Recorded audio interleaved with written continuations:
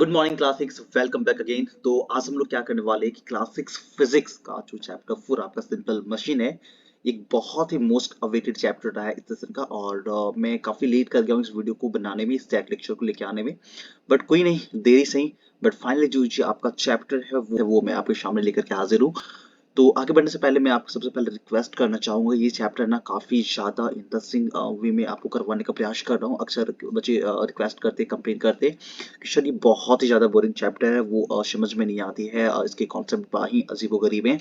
तो मैं बहुत ही इजी और आसान वे में आपको समझाने का प्रयास करूंगा, बट आपसे बस एक रिक्वेस्ट होगी कि मेरी पूरी वीडियो को एंड तक देखो, शुरू से लेकर बिल्कुल लास्ट तक। और ये हमारा ना इस चैप्टर का बिल्कुल फर्स्ट पार्ट होने जा रहा है। ये चैप्टर ना काफी लॉन्ग भी है, तो मैं भी 3 और 4 पार्ट्स में ये जो है आपका पूरी लेक्चर्स कंप्लीट होने वाली इस चैप्टर की। तो गाइस बस रिक्वेस्ट ये है कि आप पूरे एंड तक इस वीडियो को प्रॉपर्ली देखिए।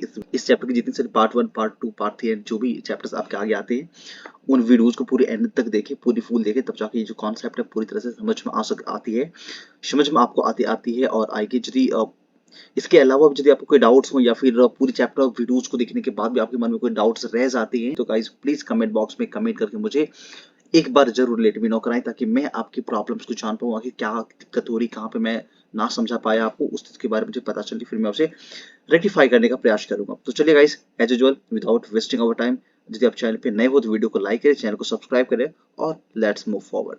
तो जैसा कि आप स्क्रीन पे देख पा रहे हो, ये हमारा सिंपल मशीन चैप्टर है, ये आपका चैप्टर 4 है। और ये जिस बुक से मैं आपको करवा रहा हूँ, ये सेलिना पब्लिकेशन की बुक है, जैसे कि यहाँ पे आपको लिखा हुआ दिख रहा होगा, concise physics middle school class 6, तो सेलिना पब्लिकेशन की है। तो यदि ये बुक आपके पास है गाइस, तो बहुत बढ़िया बात है कि ये बुक आपके साथ है और हम लोग line by line, topic wise topic समझ सकते हो आप बढ़िया से। चलिए चैप्टर को स्टार्ट करते हो। तो जैसे कि आप देख पा रहे हो, चैप्टर 4 आपका सिंपल मशीन है। तो सबसे पहले हम बात करेंगे सिंपल क्या चीज है।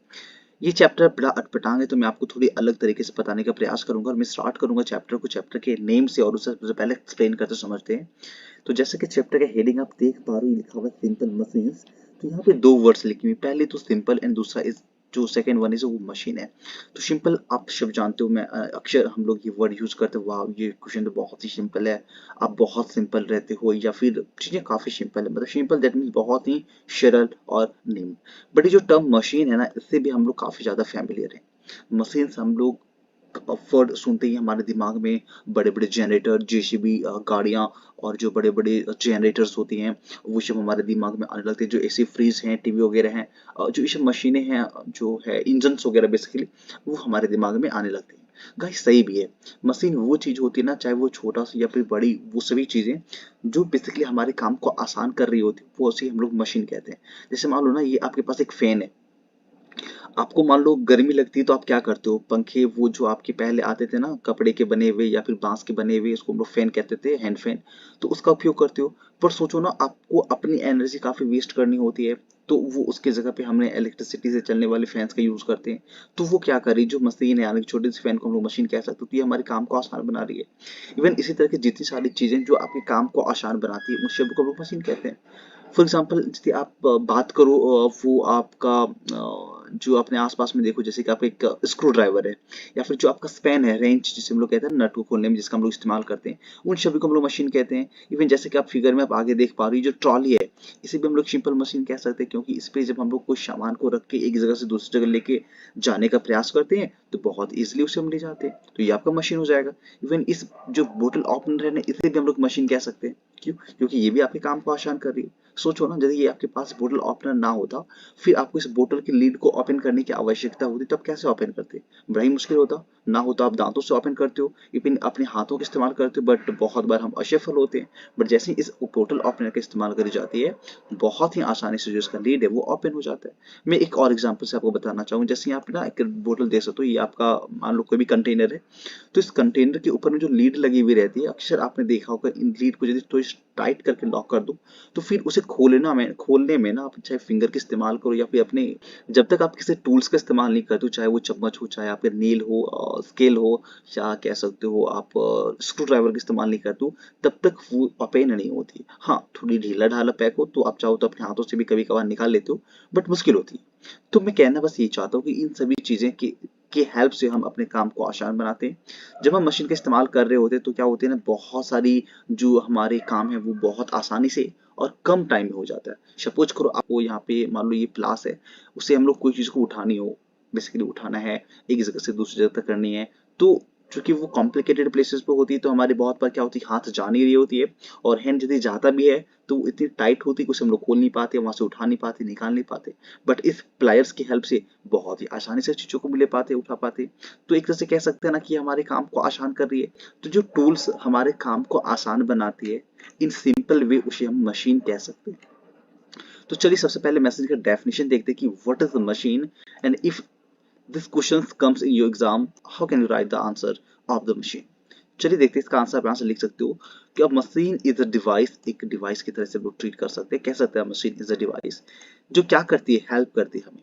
क्या करने में हेल्प करती है भाई? टू डू वर्क, हमें अपने काम को करने में आसान करती है, हेल्प कर रही होती है। मशीन के हेल्प से हम अपने काम बहुत ही इजीली जो है वो कर पाते हैं, और हमें जो फोर्स अप्लाई करनी होती है वो बहुत कम करनी होती है। मान लो ना, ऐसा सोचो, ये एक आपका नेल का एग्जांपल है। यदि आप इस नेल से, सपोज करो इस नेल को यदि आपको निकालना रहता तो अपने हाथों से पहली बात तो उसको अच्छे से पकड़ नहीं पाते, यदि पकड़ भी लेते तो खींचते तो आ नहीं रहा होता। पर जैसे ही आप थोड़ी सी फोर्स लगाते हो इस हैमर के जरिए, तो बहुत ही आसानी से और बहुत कम टाइम में और कम फोर्स लगाने के बाद भी जो कील है वो बाहर आ जाता है। तो इस तरह से गाइस हम कह सकते हैं कि जो मशीन है वो क्या करती है, हमें हेल्प करती है, और हम कम फोर्स लगाने के बाद भी बहुत ही इजी वे में, लेस एनर्जी स्पेंड करने के बाद भी हम अपने काम को आसानी से कर पाते हैं। आई होप ये चीजें आपको समझ में आया होगा। चलिए कुछ एग्जाम्पल के माध्यम से समझते हैं कि जो मशीन है वो क्या होती है। सपोज करो a lid of a tin container is tightly closed and you want to open it, है ना। First try to open the lid with your finger nails, जब अपने हाथों से उसे निकालने के प्रयास करोगे तो आपको क्या पता चलता है कि you will find that you are unable to open it, तो आपको पता चलेगा कि आप इसे आसानी से खोल नहीं पा रहे हो। Then take a spoon and insert the front edge of the spoon between the lead and the edge of the tin. तो क्या करो, सबसे पहले आप एक स्पून लो, आपके आसपास में स्पून है, नाइफ है, या फिर कोई भी पतली नुकीली चीज ले सकते हो, और उस स्पून के एक एज को हम लोग क्या करेंगे, इस कंटेनर के एक एंड में लगाएंगे। कंटेनर की जो लीड है, लीड, और दूसरा जो कंटेनर का एज है, इन दोनों के बीच में फंसाएंगे। और अब हम क्या करेंगे, इस स्पून को कुछ इस डायरेक्शन में पुश करेंगे, यानी कि फोर्स लगाएंगे ताकि जो हमारा स्पून है वो ये डाउनवर्ड डिस्प्लेसमेंट करे। तो अब जैसा आप ऐसे पुश करते हो तो जो इसका एंड है ये इस डायरेक्शन में जाएगा, तो जो लीड लगी हुई है वो ओपन हो जाएगा। तो बहुत ही आसानी से हमने जैसे ही स्पून का इस्तेमाल करा तो जो आपका लीड था वो बहुत आसानी से ओपन हो जाता है। तो हम कह सकते हैं the spoon here is use to serve as a machine in opening the lid. तो हम कह सकते हैं कि जो हमारा स्पून है ना भाई, स्पून मतलब क्या, चम्मच, जिसका इस्तेमाल हमने करा वो हमारा एक मशीन है, एक मशीन की तरह कार्य उसने करा, है ना।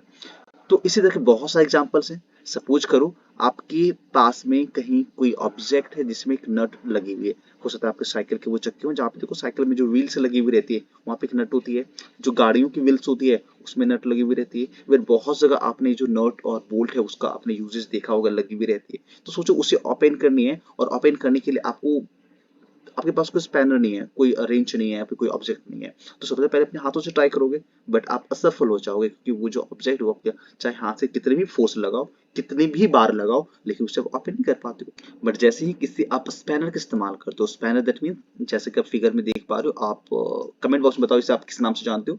हमारी भाषा में हमें इसे हम लोग स्पैनर भी कहते हैं और रेंच भी कहते हैं। तो गाइस आप बताओ आपके यहाँ इसे किस नाम से जाना जाता है।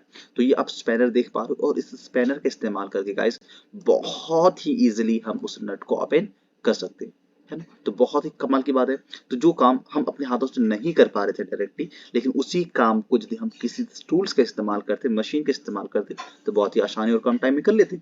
तो इसलिए इसे हम लोग कहते हैं मशीन्स। और क्योंकि ये मशीन बहुत ही ज्यादा सिंपल है, इसमें कोई कॉम्प्लेक्सिटीज नहीं है, कॉम्प्लिकेटेड नहीं है, इसलिए हम लोग इसे सिंपल मशीन कहते हैं। इसी तरह के बहुत सारे एग्जांपल्स आप देख सकते हो। यहाँ पे एक है opening a tightly fixed cork from a बोतल यूजिंग ए कॉर्क ओपनर। ये आपका कॉर्क ओपनर है, कॉर्क ओपनर से इस बोतल से कॉर्क कॉर्क बोले ना, तो ये ढक्कन जो बोतल में ऐसे घुसी हुई रहती है, उसे आप घुमा उमा के निकाल नहीं सकते, उसे खींचनी होती है। तो खींचोगे कैसे, उसमें कुछ लगी हुई नहीं रहती है।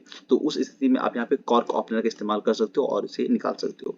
नेक्स्ट एग्जांपल आपका ये ट्रॉली वाला है। मान लो कोई बहुत ज्यादा लगेज है, अक्सर आपने देखा होगा एयरपोर्ट में और रेलवे स्टेशन में, जब भी आप कभी गए हो, क्या आप कभी रेलवे स्टेशन पे इन तरह की जो कुलीज हैं और ये इस तरह के जो ट्रॉलीज हैं उसको देखिए, अक्सर आपने रेलवे स्टेशन में देखा होगा। मैं आपको साइड में यहाँ पे आपको फोटो दिखा देता हूँ। सामानों को रेलवे स्टेशन से बाहर निकालने के लिए या फिर बाहर की सामान को ट्रेन में लोड करने के लिए और एक प्लेटफॉर्म से दूसरी प्लेटफॉर्म पे एक जगह से दूसरी जगह तक मूव करने के लिए वो ना ट्रॉली का इस्तेमाल करते हैं ना। कुछ इसी तरह जो आपका निडल है इसका इस्तेमाल करते हैं हम लोग सिलाई करने के लिए। जो सीजर्स है इसका इस्तेमाल करते हैं हम लोग कपड़ों को काटने में या फिर पेपर्स को कटिंग में। जो डोर नोब है इसका इस्तेमाल करते हैं हम लोग क्या करने में, डोर को ओपन करने में, लॉक और अनलॉक करने में। जो पुली होती है इसका इस्तेमाल करते हैं हम लोग कुएं से पानी निकालने में। तो इस तरह की बहुत सारी जो मशीनें हमारे आसपास में होती है उसका इस्तेमाल हम लोग करते हैं और अपने काम को आसान बनाते हैं। चलिए अब देखते हैं किस प्रिंसिपल पे ये मशीन जो है वो बेस्ड होती है और ये जो मशीन है वो कैसे हमारे काम को आसान कर देती है। गाइस ध्यान से समझना, ये काफी इंपॉर्टेंट पॉइंट मैं आपको बताने जा रहा हूँ। एंड में आपको समझ में नहीं आए तो फिर मेरी सब शिकायत मत करना कि आपको समझ में नहीं आए, क्योंकि यदि मेरी बातों को आप ध्यान से नहीं सुनते हो तो गाइस मैं कुछ नहीं कह सकता।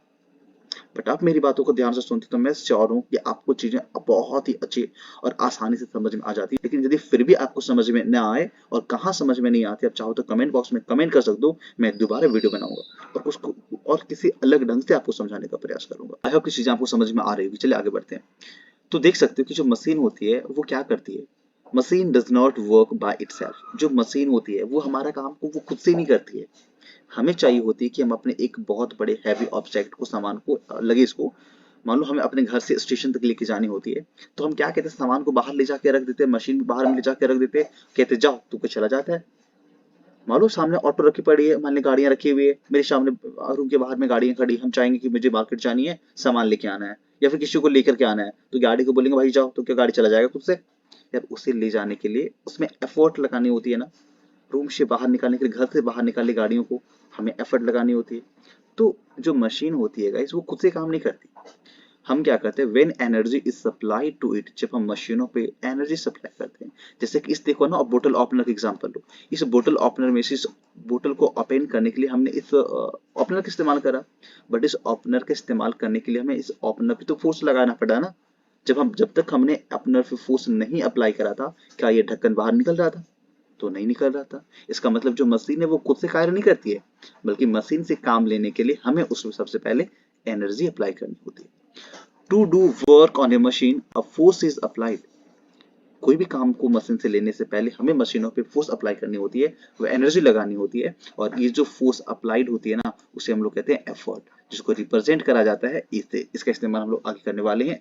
तो ई फोर एफर्ट आपको याद रखनी है। एफर्ट वो फोर्स होती है जिसका इस्तेमाल हम लोग करते हैं अपने मशीनों पे। और इसके बाद क्या होता है, as a result this force the machine lifts और moves an object called the load symbol L in order to do work. Basically इसको ऐसे समझो कि जो फोर्स हमने लगाया वो एफर्ट कहलाती है। एफर्ट लगाने के बाद मशीन के द्वारा जो आउटपुट आ उसे हम लोग कहते हैं लोड। तो इस एग्जांपल में आप यहाँ पे समझ सकते हो कि ये जो आपका फोर्स है, ये जो आपका बोतल ओपनर है, तो हमने क्या करा, इसे अपनी अपवर्ड डायरेक्शन में फोर्स अप्लाई करा। तो ये जो बोतल ओपनर यहाँ पे जो लीड है, लीड ये बेसिकली आपका ओपन हो जाता है ना। तो ये जो बोतल ओपनर पे हमने फोर्स अप्लाई करा, ये फोर्स कहलाएगा हमारा एफर्ट, जिसको रिप्रेजेंट करते हैं हम लोग इसे। और जो बोतल ओपनर का लीड है जो ओपन हो जाता है, और ये लीड जो ओपन हो जाता है उसे हम लोग कहेंगे लोड, और इसको रिप्रेजेंट करेंगे एक कैपिटल एल से, है ना, कुछ इस प्रकार से। चलिए थोड़ी सी डिटेल्स में से और समझते हैं। जैसे कि यहाँ पे आप देख पा रहे हो, ये जो बॉयज है ये क्या कर रहा है, एफर्ट लगा रही है इस डायरेक्शन में। तो जो फोर्स हमने लगाया उसे हम क्या बोलेंगे भाई, वो हो जाएगा हमारा एफर्ट। और एफर्ट लगाने के बाद जो ऑब्जेक्ट है वो मूव हो जाती है। तो कौन सी ऑब्जेक्ट मूव हो रही है, ये जो ड्रम रखी हुई है ना, ड्रम, ये मूव हो रही है, तो इसे हम लोग बोलेंगे लोड। तो बेसिकली आप कह सकते हो जो आपने फोर्स लगाया वो कहलाती है एफर्ट, और मशीन के द्वारा जिस ऑब्जेक्ट पे काम हुआ वो कहलाता है आपका load. Efficiency of a machine, कोई मशीन कितना ज्यादा एफिशिएंट है कोई काम को करने में, ये हम लोग कैसे पता कर सकते हैं। क्या वो जो मशीन है वो बहुत अच्छे ढंग से काम करता है, जितनी फोर्स हम लोग लगाते हैं मशीन पे, क्या वो मशीन हमारे फोर्स को, हमारी जो एनर्जी होती है उसे वेस्ट नहीं करता है। तो देखो एफिशिएंसी ऑफ ए मशीन क्या होती है कि the efficiency of a machine is the ratio of the usual work done by a machine to the work put into the machine by the effort. Efficiency of a machine ये आपका ratio है, जहां पे हम लोग ratio निकालते हैं work done by the machine और effort on the machine. Efficiency को बहुत ही शॉर्ट में आप ऐसे याद रख सकते हो, efficiency is the ratio of work done by the machine to the work done on the machine, या फिर कह सकते हो एफर्ट ऑन द मशीन। जो एफर्ट हम लोग मशीन पे लगाते हैं और जो मशीन वर्क डन लगाती है उस लोड पे, इसके रेशियो को हम लोग कहते हैं efficiency of machine. In short देखो यहाँ पे ब्रैकेट में लिखी हुई है, इससे रिलेटेड बहुत सारे क्वेश्चंस आपके एग्जाम्स में आती हैं और हो सकता है इस चैप्टर के एंड में ना बहुत सारे क्वेश्चंस दिए हुए होंगे, उसे हम लोग सॉल्व भी करेंगे। तो आपको ये फॉर्मूला याद रखना काफी जरूरी है। आपको याद रखनी है efficiency of machine equal to work output on load और वर्क इनपुट बाय एफर्ट। चलिए आगे देखते हैं। और अब हम देखते हैं कि जो हमारा मशीन है क्या वो परफेक्ट है। क्या कोई भी मशीन आइडियल हो सकता है? आइडियल मशीन या फिर परफेक्ट मशीन हम लोग उस मशीन को कहते हैं जिसमें थोड़ा सा भी जो एनर्जी है उसका वेस्टेज नहीं होती है। बेसिकली हमने यदि 100 न्यूटन एक मशीन पे अप्लाई करा है, मशीन है वो उस 100 न्यूटन को क्या यूटिलाइज कर रहा है और हमारे द्वारा लगाया गया जो फोर्स होती है उसमें से जरा सा भी मशीन वेस्ट नहीं करता है, तो हम कहते हैं कि जो हमारा मशीन है वो एक परफेक्ट मशीन और आइडियल मशीन है। बट ऐसा होना नामुमकिन है, क्योंकि जब भी हम लोग फोर्स लगा रहे होते किसी भी ऑब्जेक्ट पे तो क्या होती है ना कि बहुत सारा जो फोर्स है हमारा वो वेस्ट हो जाता है। जो आइडल मशीन होती है उसमें the work output is equal to the work input. जितनी वर्क हम मशीन पे लगाते हैं और उतनी ही वर्क डन यदि मशीन से बाहर आ रहा होता है, किसी ऑब्जेक्ट पे लग रही होती है, तो हम कहते हैं कि जो हमारा मशीन है वो बिल्कुल परफेक्ट है। देखो यहाँ पे क्या लिखा हुआ है कि no machine is perfect because some part of the work done on a machine is always used up in overcoming the friction between the moving part of the machine। क्या होता है कि जो मशीनों में मूविंग पार्ट होती है तो उसके बीच में ना फ्रिक्शन वर्क कर रही होती है, और जब हम लोग फोर्स लगाते हैं तो कुछ कुछ एनर्जी जो है हमारा वो फ्रिक्शन की वजह से वेस्ट हो जाती है, और इसीलिए हम लोग कहते हैं कि कोई भी मशीन जो है वो परफेक्ट नहीं होता है। Therefore, the work output of a machine is always less than the work input। तो इस तरह से हम कह सकते हैं कि जो मशीन पे हम लोग एनर्जी लगा रहे होते हैं, इनपुट दे रहे होते हैं, और जो आउटपुट है उसमें अंतर होती है। यानी कि ऑलवेज कह सकते हो कि जो work output of a machine is always less than the work input. जितनी एनर्जी हम देते हैं, जितनी वर्क डन हम इनपुट करते हैं, आउटपुट में उतना हमें नहीं मिलता है। दूसरे शब्दों में हम कह सकते हैं कि जो एफिशिएंसी है एक एक्चुअल मशीन पे वो हमेशा एक से कम होती है। एक मतलब जो इनपुट हमारा है वो 1 मान ले तो हमेशा जो आउटपुट होता है मशीन का वो लेस देन 1 होता है। यदि आप 100% दे रहे होते हो तो जो आउटपुट है वो मे बी आपका 80% हो, 90% हो, और बाकी के जो 10 और 20% होते हैं वो आपका वेस्ट हो जाता है।